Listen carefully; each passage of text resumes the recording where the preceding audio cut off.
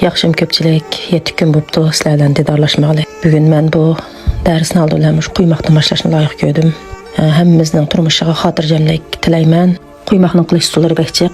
Kelak sonlarda yana boshqacha quymoq shakllarini yo'llayman. Quymoqni yoki salalang yoki salamang men degan mush usul bilan solsangiz quymoqning eng to'g'ri usuli mush ekanligini his qilasiz.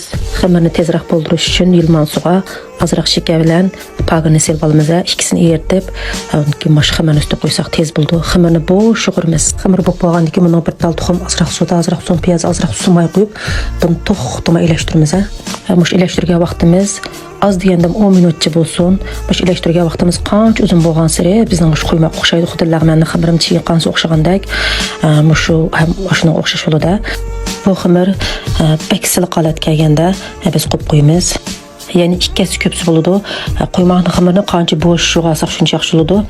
Sudani azroq qaynoq suga aralashtirib eritib qo'ydi. Bunda qilsak bo'ldi. Bevosita sal suv quyvasak bo'ldi. Agar xamir sal qattiqroq men yo'g'agan holat kelmas.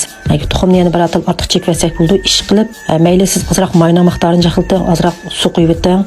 Tuxumda ya bir atal ortiq chekib o'ting. Mushu xamiri chuqur bo'sh holatga kelsin.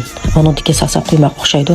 Quymoqni bir yoqdan sag'ash, bir yoqdan chumish bilan shunda mayni ustiga quyib turamiz. Bunda qilsak mana shu quymoqda ximo ko'pidi va ham yumshoq chiqadi.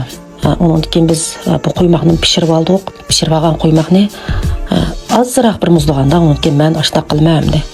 Shakarni ustiga besib oldi kaynini bassak, shakarni bichi qaraq o'ziga chaplashtirdi buchu. Katta ximi yeyishlik kerak bo'ldi. Shakarni yaxshi ko'rmasanglar, shakarni azroq chasanglar bo'ldi, ya chashmasanglar bo'ldi. Buni uchun tuxum bilan so'ng piyoz urgandan keyin yana ta'mi shunday yaxshi bo'ladi. Mana bu quymoqmi shunchalik yumshoq chiqqani, siqsaq yo'qolib ketdi. Birdan keyin asli keldi. Beh yumshoq chiqdi. Ichi shunchalik kavak cho'ng bo'ldi. Shuni bilan siz sinab boqing. Bugungi darsimiz tugadi.